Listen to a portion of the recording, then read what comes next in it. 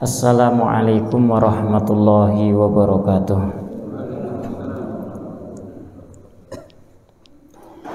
Bismillahirrahmanirrahim. Alhamdulillahirabbil alamin. Wa bihi nasta'inu ala umurid dunya waddin. Wassalatu wassalamu ala sayyidil mursalin wa ala alihi wa ashabihi ajma'in, amma ba'd.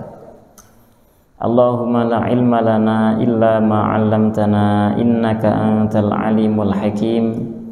Allahumma anfa'na bima 'allamtana wa 'allimna ma yanfa'una wa zidna ilma. Allahumma arinal haqqa haqqa warzuqna ittiba'ah wa arinal batila batila warzuqna ijtinabah waj'alna mimman yastami'unal qawla fayattabi'una ahsanah wa adkhilna birahmatika fi ibadika salihin, amin. Hadirin wal hadirat, mustami'in mustami'at rahimakumullah. Kita melanjutkan kajian tentang puasa sampai bab pembatalan puasa. Qala al-mu'allif rahimahullah wa nafa'ana bihi wa bi ulumihi wa bi ulumikum wa bi sairil muslimina fid dharaini, amin. Qal wa yuftiru amidun la nasin lis-saumi wa in kathura minhu nahwu jima'in wa uklin. Ketika ada orang yang berpuasa sunnah ataupun fardunya berupa puasa Ramadan atau puasa nazar atau puasa kafarah atau puasa sunnah yang menjadi wajib, seperti orang yang mau melaksanakan sholat istisqa itu disunnahkan puasa 3 hari sebelumnya. 3 hari sebelumnya. Dan jika ini puasa sunnah diperintahkan oleh imam, oleh pemimpin kita, maka itu hukum puasa menjadi wajib. Maka puasa-puasa ini juga akan bisa batal jika orang tersebut itu amid, menyengaja dengan pembatalannya. Ya, sengaja. Berarti mengecualikan dari kesengajaan ini adalah orang lupa, tidak sengaja. Ketika kita sedang berpuasa kemudian kita makan karena lupa, maka puasa kita tidak batal. Atau melakukan pembatalan apapun itu, tetapi dia melakukannya karena lupa. Karena hadis Rasul sallallahu alaihi wasallam, man nasiya wa huwa shaim fa akala au syariba falyutimma shaumuh. Barang siapa yang berpuasa kemudian dia makan, dia minum karena lupa, maka hendaklah dia menyempurnakan puasanya. Fa innama at'amahu Allah wa saqah. Sungguh pastinya orang tersebut telah diberi makan, diberi minum oleh Allah Subhanahu wa ta'ala. Artinya puasanya tidak batal karena dia melakukan tadi tanpa ada unsur kesengajaan. Nah, yang pertama tidak disengaja. Yang kedua alim. Kalau dia itu tidak mengetahui bahwasanya ini bisa membatalkan puasa, maka puasanya juga tidak batal. Kebalikan alim adalah orang jahil tadi. Orang jahil dia itu tidak tahu kalau ini bisa batalin puasa, ya nggak batal puasanya. Tetapi orang jahil yang yang dimaafkan hanya ada 2. Jahil itu ada jahil yang ma'dzur, ada jahil yang ghair ma'dzur. Ketidaktahuan kita tentang syariat Islam ada 2 macam. Ada orang yang dimaafkan, ada orang yang tidak tahu tetapi tidak dimaafkan. Orang yang tidak tahu dan dimaafkan ada 2 macam. Yang pertama, yaitu orang yang baru masuk Islam, ya, baru masuk Islam, malam masuk Islam, besoknya berpuasa Ramadan, dan dia belum pernah tahu kalau makan minum bisa membatalkan puasa. Nah, itu puasanya berarti tidak dihukumi batal karena dia tidak tahu.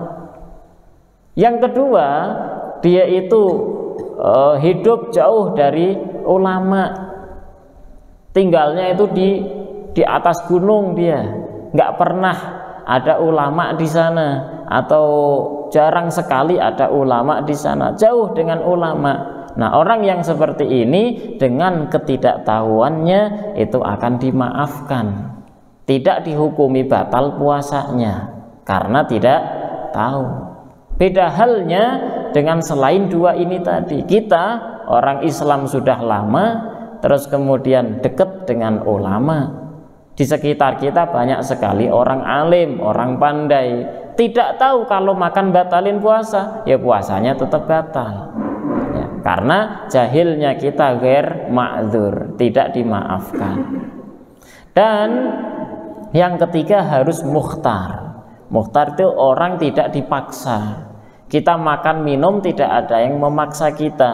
Kalau ada yang memaksa kita disuruh makan, kalau tidak maka kita akan dibunuh, maka kita puasanya tidak batal walaupun kita makan sebanyak-banyaknya. Tetapi kan karena dipaksa. Zaman sekarang sudah hampir tidak ada lagi paksaan-paksaan seperti itu. Nah, syarat paksaan di dalam Islam itu ada 4, harus terpenuhi.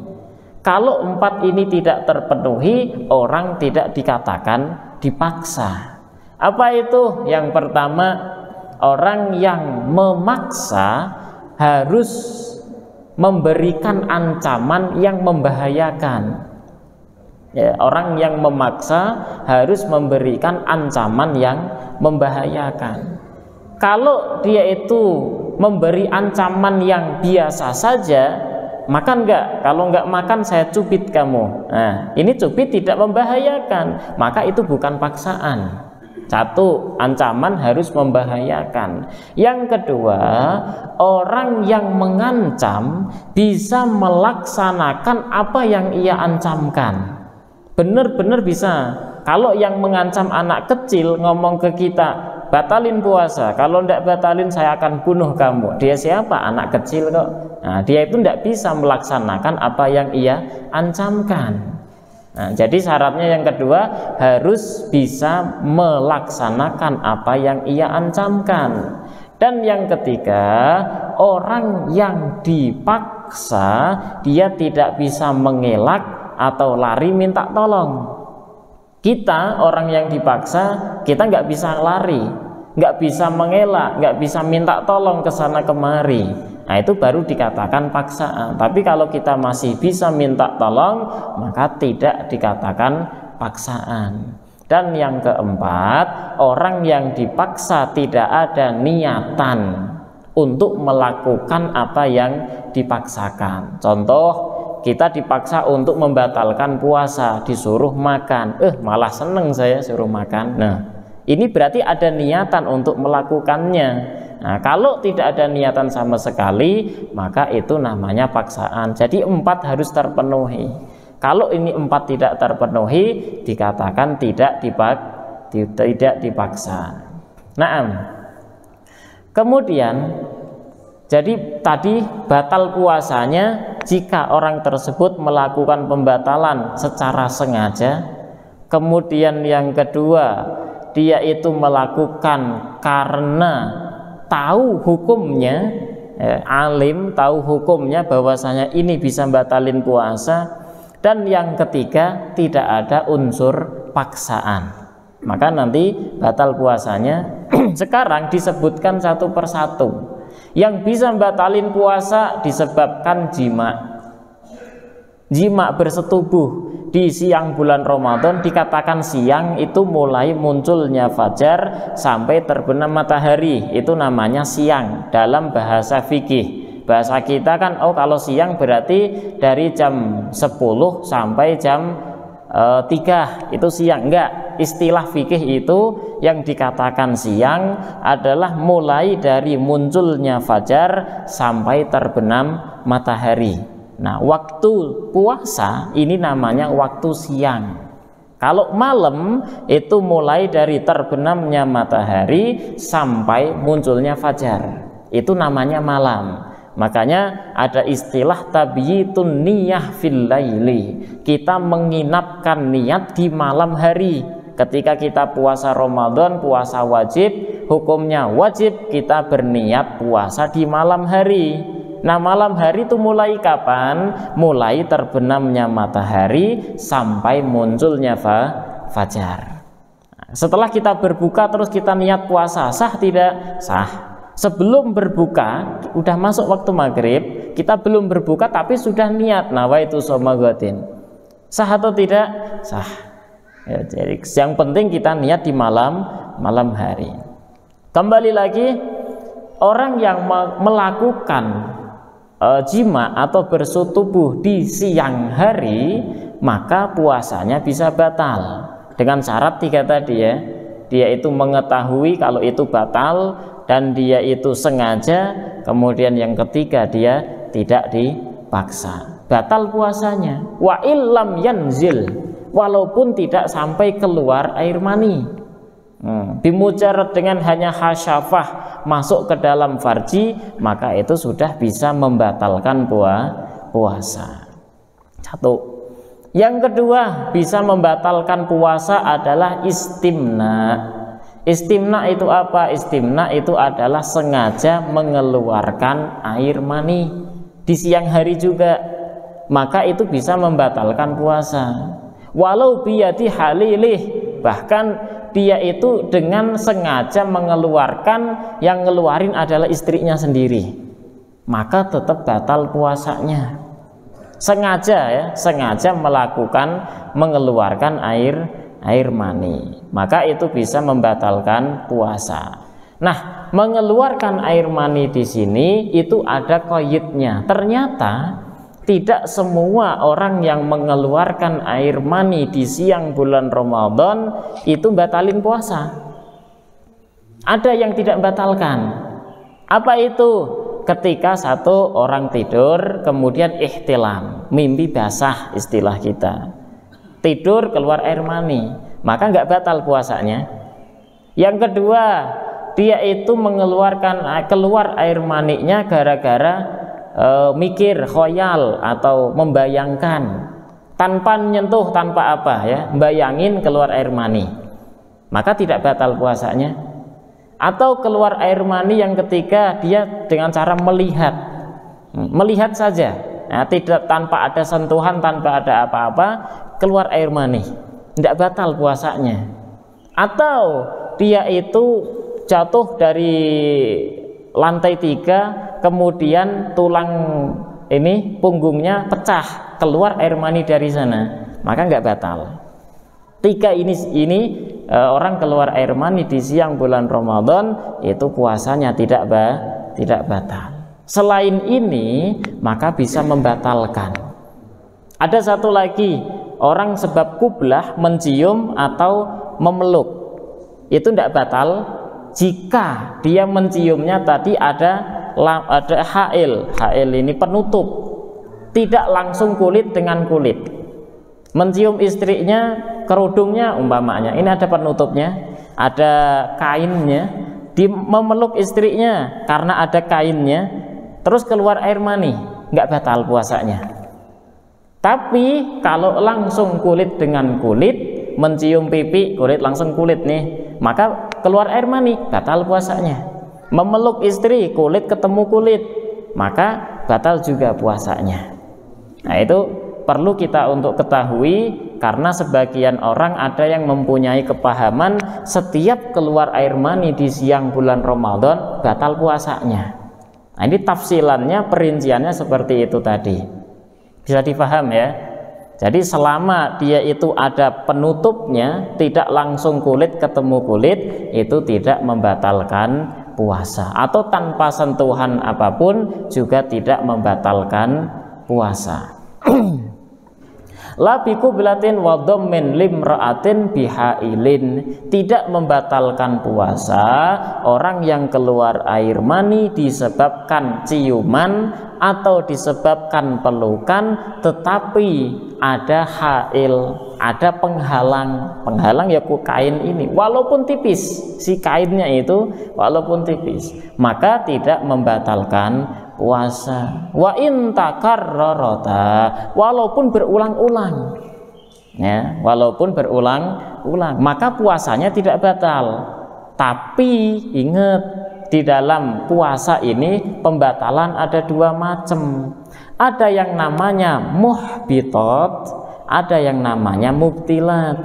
Muhbitat ini adalah sesuatu yang bisa membatalkan pahala puasa, namanya muhbitat. Kalau mubtilat ini yang bisa membatalin puasa dan pahalanya. Termasuk muhbitat adalah kita bersyahwat. Walaupun kita melihat orang halal untuk kita, istri kita sendiri, kita lihat dan kita nafsu, kita bersyahwat melihat istri kita, nah, maka pahala puasa kita hilang. Puasanya batal enggak? Enggak batal. Nah, tadi memeluk istri walaupun dengan kain kemudian inzal, keluar air mani, batal tidak puasa kita? Tidak batal, karena ada penghalangnya, tetapi pahalanya hilang karena kita bersyahwat tadi, ya, pahalanya hilang. Nah, jadi termasuk kadzib, nah, kita berbicara bohong walaupun kepada anak kita, tetap hilang pahala puasa kita. Kita namimah, mengadu domba, kita ngomongin orang, ghibah, itu bisa menghilangkan pahala puasa kita. Au kanal hail raqiqan, atau si hail atau si penghalangnya kainnya itu sangat tipis, maka tetap tidak membatalkan puasa. Walau dhammam ra'atan aw qabbalaha bila mulamasati badanin bal bihailin bainahuma fa anzala lam yuftir. Jika ada orang yang memeluk atau mencium perempuan istrinya, kemudian memeluknya, menciumnya tanpa ada mulamasah, persentuhan kulit dengan kulit, maka tidak membatalkan puasanya. Kalau dia itu inzal, keluar air mani, puasanya tidak batal. Nah, walau lamasa dan jika menyentuh siapa seseorang mahroman ing mahrom. Mahrom itu siapa? Orang yang tidak membatalkan jika kita sentuh dia, batalkan wudhu, ya. Mahrom bukan muhrim. Kalau muhrim orang yang berihram, nah, dia itu berada di Makkah sana, namanya muhrim. Kalau orang yang tidak boleh kita nikahi, yang kita sentuh tidak membatalkan wudhu kita, itu namanya mahram. Laula masa jika menyentuh siapa seseorang mahroman ing mahram, menyentuh mahram au sya'ram ra'atin, atau menyentuh rambutnya seorang perempuan, yakni perempuan baik perempuan lain, kita sentuh rambutnya, fa'anzala, kemudian dia itu keluar air mani, maka lam yuftir, tidak batal puasanya. Kita punya mahram, istri mahram atau bukan? Bukan. Dalam mazhab Syafi'i, istri itu bukan mahram. Makanya kalau kita habis wudhu menyentuh istri kita, maka batal wudhu kita. Kalau istri itu mahram, maka nggak boleh dinikahi. Seperti kita dengan ibu kita, boleh kita menikahi ibu? Nggak boleh, haram. Itu mahram kita. Anak kita sendiri, perempuan, kita nikahi, boleh? Tidak boleh, itu mahram kita. Adik kakak kita, kandung, itu mahram kita, maka tidak boleh dinikahi. Nah, istri ini bukan mahram binisbah. Kalau dinisbatkan boleh dinikahi dan membatalkan wudhu atau tidaknya. Tapi kalau mahram dalam perjalanan, dalam safar, betul itu mahram kita. Nah, jadi kalau kita menyentuh mahram kita, kulit ketemu kulit, kemudian kita inzal, keluar air mani, tidak batal puasa kita. Karena apa? Karena tidak membatalkan kalau kita sentuh. atau kita menyentuh rambut orang lain. Nah, perempuan lain kita sentuh rambutnya, kita keluar air mani, maka juga tidak batal puasa kita. Alasannya apa? Ya karena tidak membatalkan wudu. Nah, kita nyentuh rambut kan tidak batal. Nah, nyentuh rambut, nyentuh gigi, nyentuh tulang, nyentuh bola mata, itu tidak batal di dalam wudunya ya. Tidak batal wudunya. Wala yuftiru, dan tidak bisa membatalkan puasa lagi adalah bi khuruji madhiyin, dengan sebab keluarnya madhi. Bapak Ibu tahu madhi dalam Islam, dalam fikih Syafi'i, di situ ada 3 macam cairan yang keluar dari seorang laki-laki. Ada mani, madhi, dan wadi. Nah, mani sudah jelas air mani, terus kemudian madhi dan wadi. Madhi itu adalah cairan putih kental yang keluar setelah intisyarudz dzakar. Ketika seseorang itu tegang banget, nah terus keluar cairan, nah ini namanya madhi. Hukum madhi itu najis dan dia tidak mewajibkan mandi. Ya, madhi itu hukumnya najis dan dia tidak mewajibkan mandi. Kalau orang berpuasa kemudian keluar air madhi darinya, batal tidak puasa? Tidak. Berbeda halnya dengan pendapat Imam Malik. Imam Malik mengatakan orang yang berpuasa kemudian dia keluar air madhi, puasanya batal. Kenapa? Karena dia bersyahwat. Orang yang puasa bersyahwat sampai keluar air madhi, apalagi mani, nah, maka batal puasanya menurut Imam Malik. Imam Syafi'i mengatakan tidak batal. Kenapa? Karena orang yang keluar air madhi itu tidak ngerasain taladzut. Nah, istilah dalam fikihnya nggak ngerasain enak gitu. Keluar air madhi saja tidak ngerasain enak. Naam. Pembatalan berikutnya adalah istiqa'ah. Istiqa'ah itu sengaja muntah. Orang berpuasa di siang hari terus sengaja dimasukkan jarinya supaya muntah. Maka dengan perbuatan dia menyengaja untuk muntah, itu bisa membatalkan puasa. Dia itu tahu kalau saya melihat orang yang muntah, saya akan ikut muntah. Nah, dia malah sengaja melihat orang muntah. Tujuannya supaya muntah itu tadi. Maka perbuatan dia tadi bisa membatalkan puasa. Walaupun apa yang dia muntahkan tadi tidak ada yang masuk ke dalam tenggorokannya lagi, sama sekali nggak masuk, tetap batal. Dengan perbuatan kesengajaan dia untuk muntah, itu sudah bisa membatalkan puasa walaupun tidak ada yang masuk kembali. Naam, fahuwa muftirun li'aini, muntah atau kesengajaan itu sendiri itu sudah membatalkan puasa. Nah, sekarang kalau orang itu tidak sengaja muntah bagaimana? Tidak sengaja, pokoknya perutnya nggak enak, mual, terus kemudian tiba-tiba dia muntah, batal tidak puasanya? Tidak. Kenapa? Karena tidak ada unsur kesengajaan, kecuali kalau dari muntahan tadi ada yang kembali lagi, tetapi dengan syarat disengaja, ya, dengan syarat disengaja. Kalau tidak disengaja kembali lagi ketelen, tidak ada unsur kesengajaan, maka tidak menjadi masalah, tidak apa-apa. Ya, atau tidak muntahannya tetapi ludah yang sudah bercampur dengan muntahan, maka tetap itu bisa membatalkan puasa. Wong ludah yang sudah di bibir ini, di luar ya, di luar bibir, terus kemudian kita ambil kembali, setelah diambil ditelan lagi, itu bisa membatalkan puasa.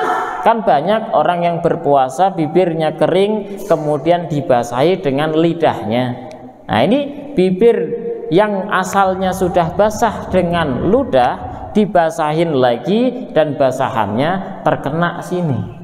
Nah, itu juga bisa membatalkan puasa. Naam. Fala yuftiru bihi li khabaris sahih bidzalika. Berikutnya, la biqol inukhamah. Kalau ada orang berpuasa, kemudian ia mengambil atau mengeluarkan dahak, bagaimana hukumnya? Kan ada orang yang pinter banget ngeluarin dahak, ya kan? Dahak itu dari dalam dada atau dari dimag itu otak, kepala, dalam kepala. Dia keluarin. Apakah sama halnya seperti sengaja muntah? Maka ulama Syafi'iyah mengatakan tidak. Orang yang sengaja muntah dengan orang yang mengeluarkan dahak itu beda jauh. Kalau orang mengeluarkan dahak, sengaja ngeluarin dahak, itu tidak bisa membatalkan puasa, kecuali kalau dahaknya sudah kharaja ila makhrajidz dzahir, sudah keluar ke batasan dzahir, kemudian dia telan kembali, maka itu bisa membatalkan puasa. Nah, makhrajudz dzahir atau batasan dzahir itu di mana? Maka Syafi'iyah mengatakan batasan dzahir adalah makhrajnya ha. Ada yang mengatakan ha. Nah, ha itu di mana? Di ujung, di pangkal, ya, di pangkal tenggorokan ha. Bawahnya kha. Ada yang mengatakan kha. Tapi yang asah adalah makhrajnya ha. Maka itu sudah dikatakan dzahir. Kalau ha ke bawah namanya batin. Kalau ada dahak masih di dalam sini, di makhrajnya ain umpamanya, terus kemudian kita telan kembali, maka nggak batal puasanya. Tapi kalau dahak sudah keluar sampai ke melebihi batasan ha, itu bisa tidak membatalkan puasa kalau ditelan kembali, karena itu dikatakan sudah keluar. La biqal inukhamatin, tidak bisa membatalkan puasa dengan sebab mengeluarkan dahak. Mengeluarkannya saja itu tidak batalin puasa. Yang bisa membatalkan ketika dahak sudah keluar kemudian kita telan kembali, maka itu bisa membatalkan puasa. Amma lawi betala'aha ma'al qudrati ala lafdhiha ba'da wusuliha li haddidz dhahiri wa dukhuli ainin wa huwa makhrajul ha al muhmalah fayuftir qat'an. Kalau orang mengeluarkan dahak kemudian mampu untuk mengeluarkannya, untuk membuangnya, kemudian ia tidak buang, malah dia telan kembali, atau dia buat main-main di dalam mulut kemudian ketelan sama dia, barulah itu bisa membatalkan puasa. Nah sekarang kalau ada lalat umpamanya, dia itu puasa kemudian menguap, ada lalat masuk ke dalam tenggorokan, sampai ke dalam tenggorokan, melebihi batasan ha, ya, melebihi batasan ha. Kemudian dia keluarkan lagi, berusaha mengeluarkan lalat yang sudah masuk melebihi batasan ha. Batal tidak puasanya dia? Ulama Syafi'iyah mengatakan na'am, batal puasanya. Kenapa? Karena itu sesuatu yang sudah ada di dalam kemudian dia keluarin, itu bisa membatalkan puasa. Loh, kalau lalat masuk tadi kan tidak sengaja. Na'am, iya, masuknya lalat itu tidak batalin puasa.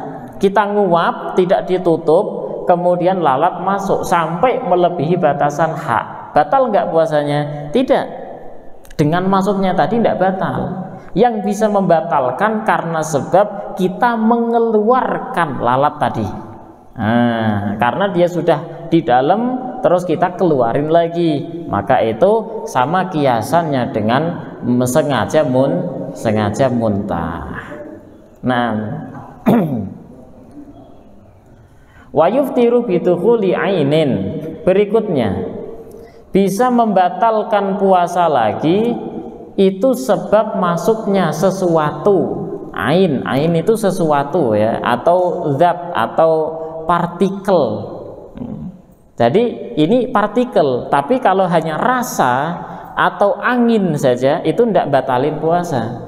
Kita habis gosok gigi, pakainya odol, pasta gigi, kemudian kerasa min, adem atau apa, kerasa min, ya kan, cool gitu. Nah ini bisa batalin puasa tidak? Tidak. Kalau hanya rasa saja, tidak ada ainnya, tidak ada partikelnya, itu tidak batalkan puasa. Atau angin yang masuk itu juga tidak membatalkan puasa. Nah, nggak batalin puasa. Ini harus ain. Nah, kalau asap rokok bagaimana? Ada orang puasa terus merokok. Itu yang masuk asap itu ain atau bukan? Masuknya ain. Asap rokok masuk ain, maka orang yang berpuasa merokok itu bisa membatalkan membatalkan puasa.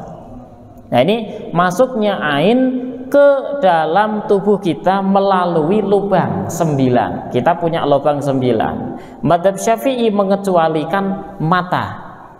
Dikurangi 2 berarti mata 2, berarti tinggal sisa 7. Imam Ghazali menambahkan lagi telinga, berarti tinggal sisa berapa? 5. 5 itu apa saja? Mulut 1, hidung 2, kemudian kubul dan dubur, kemaluan depan belakang. Menurut madhab Imam Ghazali, semua imam itu memiliki pilihan masing-masing. Nah, kita ikut siapa tergantung kita, keyakinan kita di mana, kita melihat dalil mereka mana yang kuat, itu yang kita ikuti. Itu madhab fikih. Nah, madhab Syafi'i hanya mengecualikan 2, yaitu mata. Makanya kalau kita berpuasa di siang hari kita wudhu melek, nah, dengan mata terbuka itu tidak membatalkan puasa. Atau kita dalam kitab ini disebutkan orang pakai obat tetes mata, itu tidak batalin puasa walaupun kerasa di tenggorokan. Itu nggak batalin puasa. Karena apa? Karena mata itu bukan merupakan lubang yang dia itu menerus sampai ke lambung. Itu kata madhab Imam Syafi'i. Naam. Wa in qallat ila ma yusamma jaufan, kepada sesuatu yang dinamakan jauf atau lubang.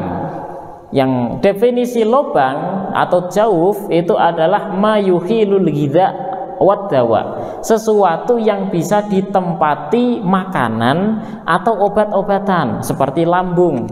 Lambung itu tempat makanan, tempat obat-obatan. Kalau kita minum obat, nanti merasuknya dia ke lambung, maka itu bisa membatalkan puasa. Atau tempat obat saja seperti di otak.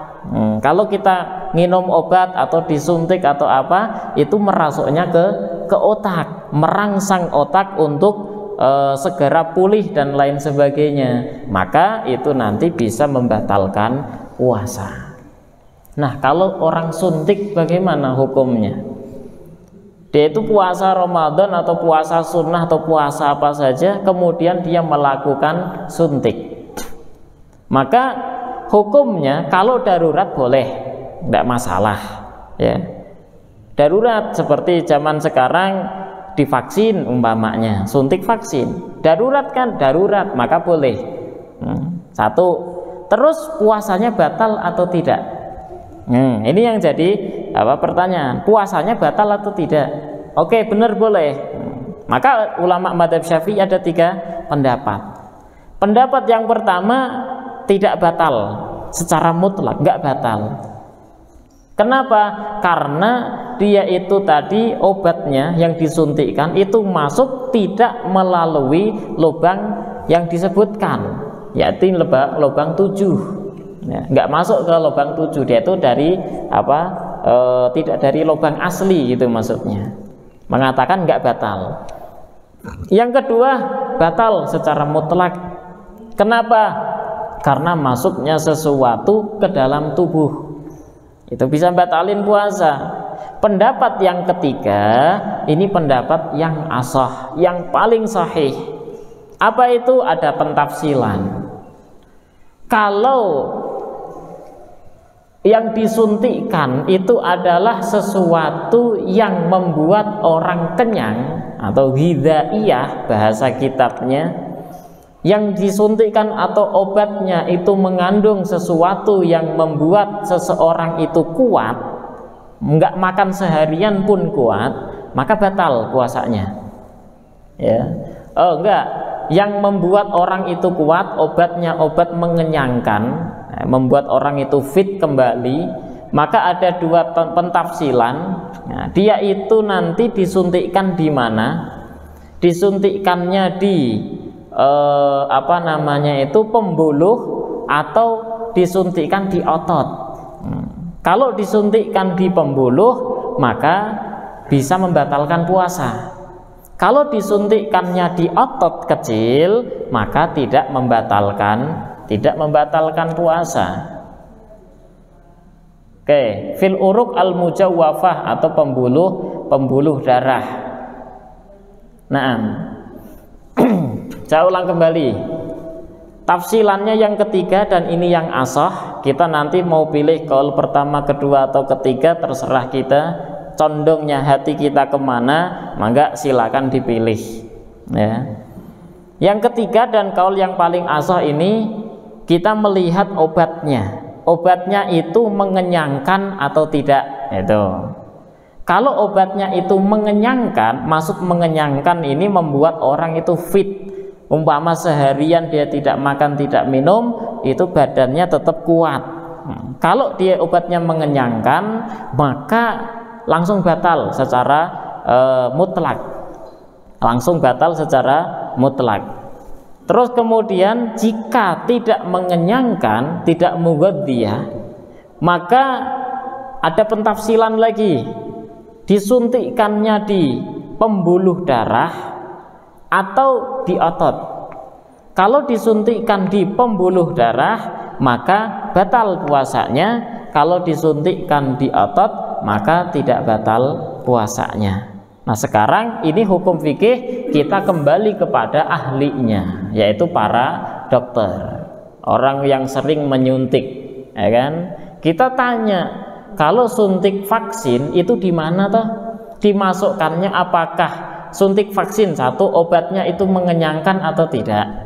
Oh, obatnya itu enggak mengenyangkan, enggak membuat orang fit, malah tambah sakit, ya kan? Udah, berarti tanya lagi, ini obat vaksin disuntikkan nanti di pembuluh darah atau di otot? Kalau di pembuluh darah maka membatalkan, kalau di otot maka tidak membatalkan. Oh, saya mau ngambil kaul pertama yang batal langsung, boleh. Kaul kedua nggak batal sama sekali, boleh. Nah, tergantung condongnya hati kita kemana. Nah, kembali lagi, yang bisa membatalkan puasa adalah masuknya sesuatu ke lubang tubuh kita. Nah, jumlahnya ada 7, mengecualikan mata ya, ada 7. Kabatani udhunin, seperti dalam telinga. Nah, kalau ada air, kita mandi atau wudhu atau apa, masuk air ke telinga kita, batal puasa kita, ya kan? Lah terus batasan masuk ke dalam telinga itu sampai seberapa? Kalau kita pakai jari kelingking kita masukkan, batal nggak puasa kita? Atau kita pakai cotton bud kita masukin, bersihin telinga, batal nggak puasa kita? Maka ulama Syafi'iyah mengatakan batasan telinga dikatakan dalam itu adalah ketika kita masukkan jari kelingking dan mentok di sana. Nah, yang mentok di situ, yang bisa disampai oleh jari kelingking, ini namanya dzahir. Lebih dari itu namanya dalam, batin berarti. Nah, pakai jari kelingking nggak batal puasa kita. Tapi kalau pakai cotton bud, ini mesti melebihi jari kelingking masuknya, maka itu bisa membatalkan puasa. Apalagi air, nah itu bisa membatalkan puasa. Kalau hidung, sampai mana batasannya? Orang puasa terus ngupil umpamanya, sampai mana bisa batalin? Ngupil itu tidak batalin puasa. Karena hidung bisa dikatakan batal puasanya ini kalau dia itu masuk sesuatu ke dalam hidung dan sampai khayshum. Khayshum itu pangkal hidung. Kalau kita memasukkan air ke dalam hidung terus kerasa sakit banget, nah itu namanya khayshum. Nah sampai sana itu nanti bisa batalin puasa. Tapi kalau hanya pakai jari kelingking jari ini, itu tidak sampai membatalkan puasa. Kemudian apalagi mulut bisa membatalkan puasa jika masuk sesuatu sampai mana? Tadi sudah sampai batasan makhrajnya ha. Ya, lebih daripada ha maka batal puasanya. Kalau hanya di dalam mulut ini saja enggak lebih dari batasan ha, maka puasanya tidak batal. Maka ibu-ibu yang memasak di sore hari umpamanya mau nyicip silakan, tetapi di lidah saja, tidak sampai ditelan. Nah di lidah ini sudah kerasa, oh ini manis, oh ini asin, ini pedas, sudah kerasa. Nah, langsung dibuang lagi. Itu hukumnya apa? Hukumnya makruh nyicipi makanan jika tidak ada kebutuhan, seperti seorang suami ikut-ikut nyicipi makanan. Nah, itu hukumnya makruh. Tapi kalau sampai ditelan menjadi haram. Karena apa? Sengaja membatalkan puasa Ramadan, hukumnya haram. Kalau dalam madhab Maliki, sengaja membatalin puasa Ramadan dengan apapun caranya, wajib mengqadha dan wajib membayar kafarah. Memerdekakan hamba sahaya, kalau tidak ada sekarang sudah tidak ada lagi, puasa 2 bulan berturut-turut. Nggak ada, maka it'am sitin masakin, memberi makan 60 orang miskin dalam madhab Malik. Kenapa? Supaya orang nggak sengaja batalin puasa Ramadan gitu. Kalau dalam madhab Syafi'i yang wajib kafarah hanya 1 orang yang melakukan persetubuhan di siang bulan Ramadan, selainnya tidak ada kafarah. Nah sudah tadi lubang mulut sampai ha, hidung sampai khayshum pangkal hidung, kemudian telinga sampai batasan jari kelingking masuk, ya, lebih dari itu batalin. Kemudian kubul dan dubur, nah, lubang depan dan belakang ini walaupun hanya masuk sedikit saja itu sudah bisa membatalkan puasa kita. Yang penting dia batin, ya, batin itu yang sudah tidak nampak. Nah, wa ihlil wa huwa makhraj baul wa laban, bahkan laban ini punten ini puting susunya ibu, itu namanya ihlil. Nah, puting susu ini yang sudah kebuka itu kalau kita masukkan sesuatu di dalam sana itu juga bisa membatalkan puasa. Wa illam yujawizil hasyafah wal halamah, walaupun tidak melebihi apa-apa, yang penting dia itu sudah tidak kelihatan kok masuk ke dalam sana, maka bisa membatalkan puasa. Nah, wa wusulu usbu'il mustanjiyah ila wara'i ma yadharu min farjiha inda julusiha ala qadamaiha muftirun. Ini yang saya pernah dengar, ya, dulu ada orang yang berkepemahaman bahwasanya orang yang bercebok itu harus memasukkan jarinya sedikit ke dalam. Nah, saya pernah dengar karena pernah tanya ke saya. Padahal kita tidak ada kewajiban untuk membersihkan ketika bercebok itu dengan cara memasukkan ujung jari kita sedikit ke dalam, itu tidak ada. Kalau ini dilakukan dan dia dalam keadaan berpuasa, batal puasanya. Nah, di sini dikatakan wa wusulu usbu'il mustanjiyah, sampainya ujung jari seorang yang beristinja perempuan ila wara'i ma yadharu min farjiha, kepada lebih daripada farjinya yang nampak. Berarti kalau lebih dari farji yang nampak namanya batin, masuk ke dalam maka bisa membatalkan puasa. Atau usulul masrobah itu lubang dubur, dia itu istinja, dia itu bercebok ketika buang air besar terus kemudian masuk jarinya sedikit saja ke dalam, maka itu bisa membatalkan puasa. Itu karena kita tidak ada kewajiban membasuh sesuatu yang batin, wajibnya membersihkan yang zahir saja. Orang yang ketika jongkok kelihatan itu namanya zahir, itu yang dibersihkan, ya. Tidak usah sampai kita memasukkan jari kita, karena kalau sampai memasukkan dia dalam keadaan puasa, maka puasanya menjadi batal. Wa kadza atlaqahul qadhi wa qayyadahu subuki bima idza wasala syai'un minha ilal mahallil mujawwaf minha. Segala sesuatu yang dikatakan batin terus kemudian kita memasukkan sesuatu ke dalamnya, maka itu bisa membatalkan puasa. Nah, al-ihtiyat. Nah, qaulul qadhi mengatakan yang lebih berhati-hati adalah an yataghawwata bil laili. Seseorang itu membuang hajatnya, yakni buang air besar di malam hari. Ya.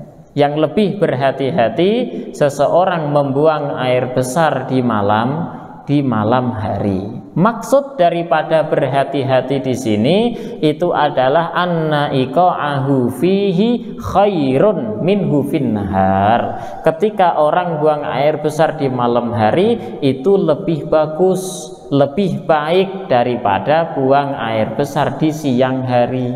Karena apa? Ditakutkan yang namanya manusia, ya kan? Ditakutkan kalau dia itu nanti beristinja kelewatan, jarinya ada yang masuk sedikit, nah itu nanti malah bisa membatalkan puasanya. La annahu yu'maru bi ta'khirihi ilal lail. Bukan berarti dari kata-kata tadi, bukan berarti kita disuruh untuk mengakhirkan buang air besar sampai malam hari. Ya, kenapa? Karena hukumnya haram. Kalau kita sudah mules banget ditahan sampai malam hari, maka hukum menjadi haram. Kenapa? Doror. Kita menyiksa diri kita sendiri, menyakiti diri kita sendiri. Hukumnya haram, tidak diperbolehkan. Li'anna ahadan la yu'maru bimadarratin fi badanih, karena tidak seorang pun daripada ulama yang memerintahkan seseorang untuk membahayakan dirinya sendiri, menyakiti diri sendiri. Tidak ada, Islam tidak memerintahkan seperti itu. Nah, ada permasalahan kalau orang mempunyai penyakit basur. Basur itu ambeien. Nah, ambeiennya keluar, ya kan? Di siang bulan Ramadan dia dalam keadaan berpuasa, terus kemudian si basurnya itu keluar. Dengan keluarnya basur tadi batalin puasa atau tidak? Nah, awal tidak batalin, ya. Dengan keluarnya itu tadi batalin puasa atau tidak? Tidak. Kalau masuk sendiri lagi, nah sudah keluar masuk sendiri lagi, batal nggak puasanya? Tidak. Nah, kalau dimasukkan keluar terus kemudian sengaja dia masukkan lagi, batal nggak puasanya? In a'adaha bi usbu'ihi littirarihi ilaihi, maka lam yuftir. Jika dia itu kesakitan dengan sebab keluarnya basur tadi, kemudian harus dia masukkan, kalau tidak dia masukkan tambah sakit, maka tidak masalah, tidak apa-apa, dan puasanya tidak batal. Puasanya tidak batal. Karena apa? Karena itu darurat. Nah, darurat maka tidak membatalkan puasa. Itu kalau keluar basur. Naam. Qala syekhuna annahu lawitturra lidukhulil usbu ilal batin lam yuftir wa illa aftara. Kalau ketika ia memasukkan basur ke dalam duburnya tadi, kemudian ada beberapa jari atau satu jari saja yang ikut masuk ke dalam duburnya, batal nggak puasanya? Yang di awal tadi kan walaupun masuk sedikit saja ketika kita istinja itu bisa membatalkan puasa. Nah sekarang ada orang punya penyakit basur, keluar itu basurnya, kemudian dimasukkan lagi dan jarinya ada yang ikut masuk ke dalam dubur, batal nggak puasanya? Syekhuna mengatakan tidak, tidak batal, tapi dengan syarat ittirar, dia itu terpaksa atau darurat, mau nggak mau harus memasukkan jarinya. Kalau jarinya nggak ikut masuk, maka si basurnya akan keluar lagi. Maka tidak masalah kita memasukkan jari kita ke dalam dubur. Tapi kalau tidak darurat kita memasukkan jari, maka tidak malah bisa membatalkan puasa. Disebabkan apa? Hal yang seperti itu, yakni memasukkan jari ke dalam dubur, itu tidak menjadi darurat. Aftara bi wusulil usbu ilaihi. Nah, wa kharaja bil aini al athar, mengecualikan daripada ain partikel itu adalah athar. Athar itu hanya bekas saja, seperti contoh wusulit ta'am bidzauqi ila halakihi, sampainya rasa di kerongkongannya, di tenggorokannya.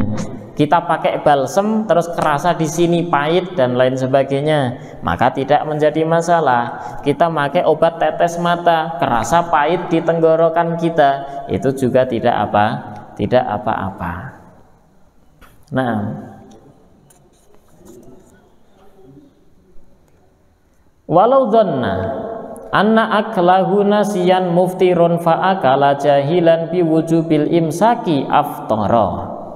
Kalau ada orang yang menyangka bahwasanya dia itu makannya karena lupa, makan karena lupa itu menyangka dia bisa batalin puasa. Saya puasa di siang hari, kemudian saya nggak tahu kalau makan disebabkan lupa itu tidak batal puasanya. Nah, saya nggak tahu itu. Setahu saya setiap orang makan ya batal puasanya walaupun karena lupa, itu ya. Terus setelah saya makan karena saya lupa, saya kok makan, kayak gini kan, saya kok makan, waduh batal puasa saya. Langsung saya makan lagi. Nah, saya makan lagi kan. Fa'akala jahilan biwujubil imsak, maka jelas aftara, bisa membatalkan puasa. Jadi dia itu intinya apa? Ya makan gitu. Karena ketidaktahuannya akhirnya dia makan. Harusnya kan tidak batal. Walau ta'ammada fatha famihi fil ma'fada khala jawfahu aw wada'ahu fihi fasabaqahu aftara.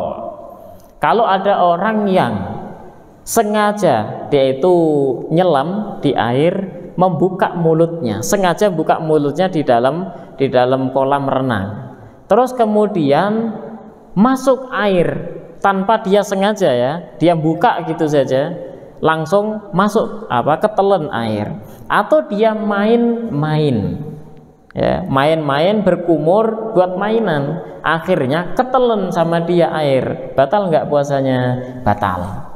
Ini kiasannya sama halnya seperti orang yang mengeluarkan nukhamah, mengeluarkan dahak tadi, tidak langsung dia buang, malah dia buat mainan di dalam mulutnya, langsung ketelan, maka batal puasanya. Aw wada'a fihi syai'an 'amdan wa batala'ahu nasiyan fala. Akan tetapi kalau ada orang yang meletakkan sesuatu di dalam mulut, ya, puasa, tapi memasukkan umpama koin atau kelereng lah di dalam mulut, cuman setelah dia masukkan tadi dia lupa kalau dia dalam keadaan puasa, kemudian dia menelannya karena lupa, ya, karena lupa, maka puasanya tidak batal. Nah, ini hal yang semacam ini kita harus perlu untuk kita ketahui batal atau tidaknya. Seperti kemarin kan masalah yang minggu sebelumnya kita bahas orang mandi. Nah, puasa Ramadan dia mandi, masuk air ke telinga, batal nggak puasanya? Ada pentafsilan, mandinya ibadah atau bukan, mandinya menyelam atau bukan. Nah, itu nanti bisa untuk kita ketahui bersama. Halas. Nah, kita memasuki sesi tanya jawab dan kami jawab yang menanyakan tentang puasa Ramadan. Silakan.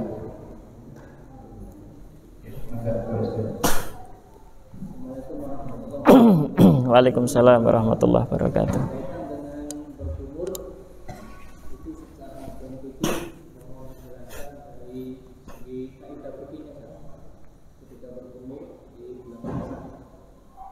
Nah, berkumur dan istinsyak, memasukkan air ke dalam hidung di bulan puasa.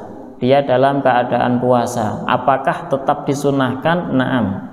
Satu, kesunahan berkumur dan istinsyak, memasukkan air ke dalam hidung, itu hukumnya sunnah, baik bagi orang yang berpuasa atau tidak. Satu, karena di situ perintah secara umum, maka kita hukumi juga secara umum. Nah, selama dia tidak ada mukhassis yang mengkhususkan dalil, maka tetap ke atas keumumannya. Baik orang yang berpuasa atau tidak, tetap disunahkan berkumur dan memasukkan air ke dalam hidung. Nah, kalau dia itu takut, kalau saya berkumur nanti ketelen dong airnya, batal puasa saya, maka ulama Syafi'iyah memberikan batasan. Orang yang berpuasa, dia itu tetap disunahkan berkumur, tetap disunahkan memasukkan air ke dalam hidung, akan tetapi dengan syarat tidak mubalaghah, tidak berlebih-lebihan. Berkumur biasa saja, masukkan air ke dalam hidung biasa saja. Kalau sudah berkumur biasa, tetap saja ketelan, batal nggak puasanya? Tidak. Sudah memasukkan air ke dalam hidungnya biasa saja, tapi tetap saja terkena khaysyum, maka tetap tidak batal puasanya. Beda halnya kalau dia itu puasa, berkumur tadi dilarang untuk mubalaghah, dilarang untuk berlebih-lebihan, dia malah berkumurnya semangat banget, berlebih-lebihan, puter kanan kiri, ketelen, batal puasanya. Sebab apa? Kelalaian dia. Sudah dilarang berlebihan, malah tetap berlebihan, gitu. Nah, itu kaidah di dalam berkumur dan beristinsyak di dalam berpuasa, ketika berpuasa. Nah, silakan yang lain.